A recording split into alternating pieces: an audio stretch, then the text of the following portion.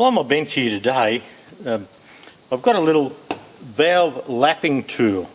Now, I believe this was patented way back in the early 1900s, and on the handle here, I'll put a light on so we can see it a bit better. You may be able to see that. It says Millers Falls. Millers Falls, MAW, Massachusetts, number 238. There's a little 238 down the end there, which is a bit hard to see, but I got this tool with a bit of other stuff, and look, it just took my fancy. Will I use it? Probably not. But what happens is, in the olden days, on a lot of side valve engines, the valves had little pegs in them, and the little pegs were how you lap the valves in, and later some of them had like a big screwdriver slot, so there was probably an attachment for here with an attachment that looked sort of like a small Woodruff key to sit in the valves. But this one here, it's quite interesting. It has a handle missing here. It should have a wooden handle about the same size as the body here, which is 65mm, something like that. And if you take note, if I get the handle straight up the back here and you take note of where this is, if we turn it clockwise, we've gone a bit over half a turn, back half a turn. It does like a full turn, half a turn type setup. And how it does that inside here, I've no idea. So what I've chosen to do with this little tool is I'm just going to run through a little series in restoring it. It's a great little tool, probably cost quite a bit in its day. Looks like it's been riveted through here. This flexible, if I take my hand out of the way, this flexible piece here, it just gives you, if you're out of alignment a little bit, when you're trying to lap the valve, that'll give you that. So I think what we'll do, without further ado, we'll pop it apart, have a look. It looks like it has a gloss black finish on the body here. This would have been a shiny shaft. This would have been a shiny shaft. I don't think the handle would have had any paint on it. If we look around at the back of it there, I'll get the light again. See, it doesn't look like it's been painted there. This wooden handle's in good order. Might just give that a little sand. That looks in pretty good nick. And yeah, we might just pull it apart and have a look how it works. I've never seen one before, so let's have a look. So I might start off with just undoing these two little screws here.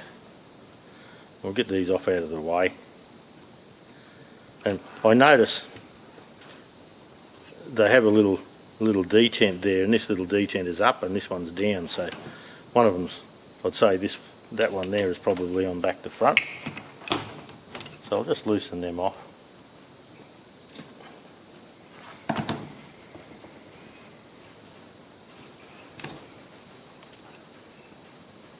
I'll do a little bit more light over on this bench. I'll put the screw back in the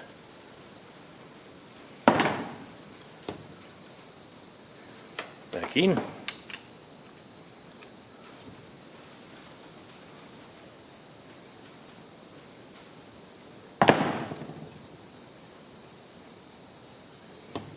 you can just see the little offset there, so I imagine that would have come in a box with a few different offsets, a few different pegs, so we'll put them over there out of the way. And the only other thing I can see to undo here is some flat screws there and there. So let's get into it. I'll put a bit of CRC penetrant. But there's a little oil hole there too. So a little bit of possum pea in there. So I'll get my Phillips, my flat blade screwdriver here, my SID chrome.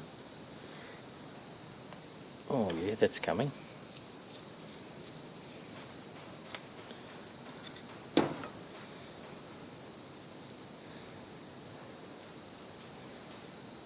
Yeah, chunky little screw. And we'll come in through here, see if we can get this other one.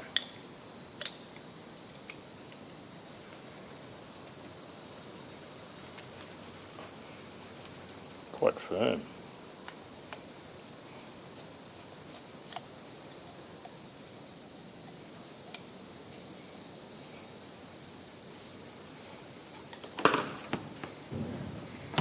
Okay, we'll pop that out.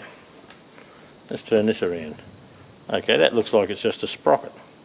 Would have had grease in it at one stage by the look of this. That's the remains of some grease. There is a little, looks like a little clip in there. So this may come off like that. You can see a hair clipping down in there.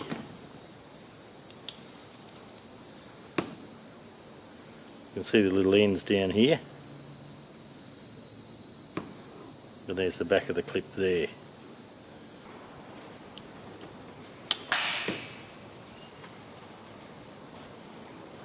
Where did that go? Just hit just here. I'll have to find that. Bloody thing. So what did that do? Well, I can't tell you what it did.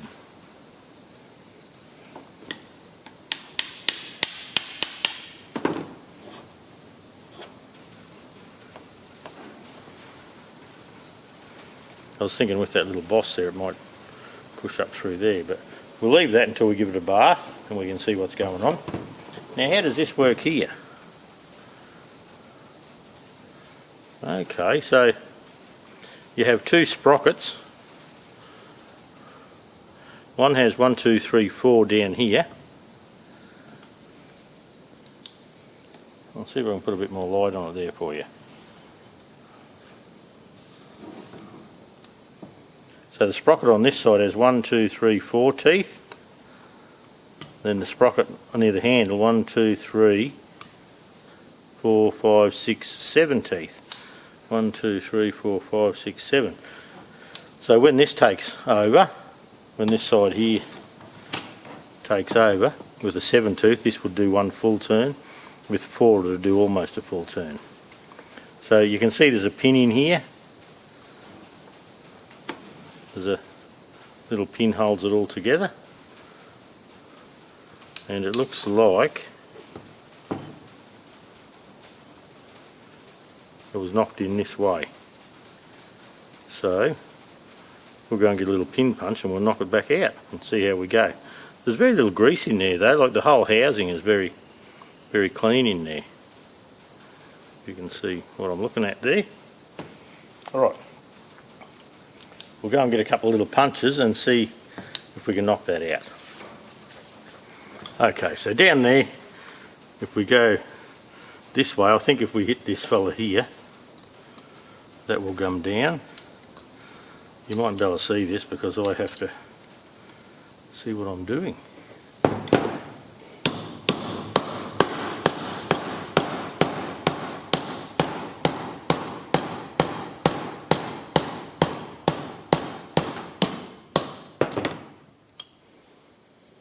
There's a little pin.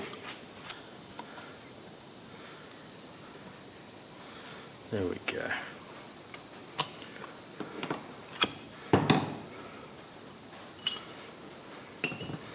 That's the sprocket. So it's 1, 2, 3, 4, 5, 6, 7 on the handle side, 1, 2, 3, 4 on the other side. So it must come around and turn that way, then there's a bit of a gap and then it turns back a little. So how simple is that? And that housing, you may be able to see down in there.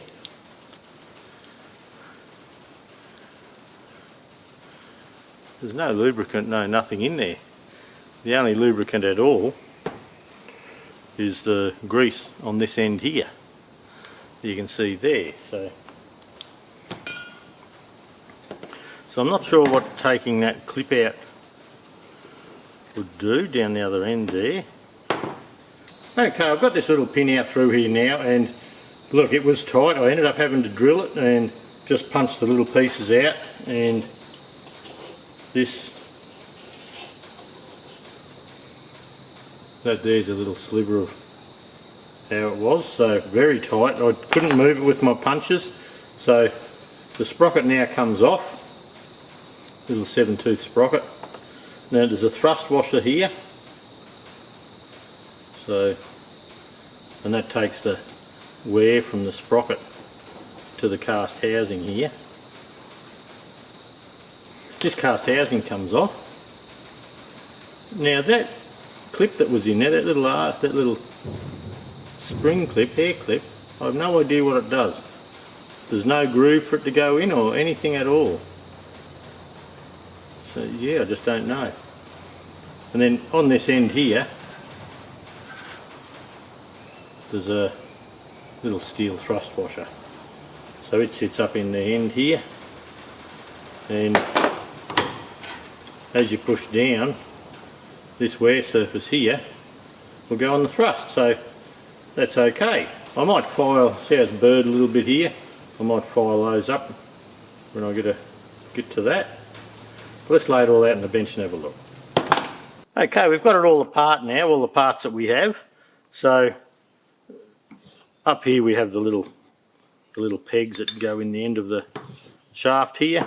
We have the shaft, we have a thrust washer, we have the bottom housing, and the screws for the bottom housing are in the pot over here now. We have looks like a stainless steel thrust, a 7-tooth sprocket, the handle, and the handle set on the sprocket like that. We have the housing. This looks like the way the handle went in. This side's cleaner. I probably should have marked that. And look, that's it. So I'll go and wash all these up. These parts here I might bead blast. So the black housings, those two over there, will get blasted with glass beads, washed first, washed in the kerosene parts wash. And I'll bead blast all the housings here, ready for priming and painting. This fella here will just get a good clean up. The pin's okay. This handle, that's nice and true, so that'll get a nice wash. I'll have a look at how I deal with the handle here, tidy it up, sand it I think, and maybe a dark stain or something like that, because it's already quite dark with oil and that in it, you can see.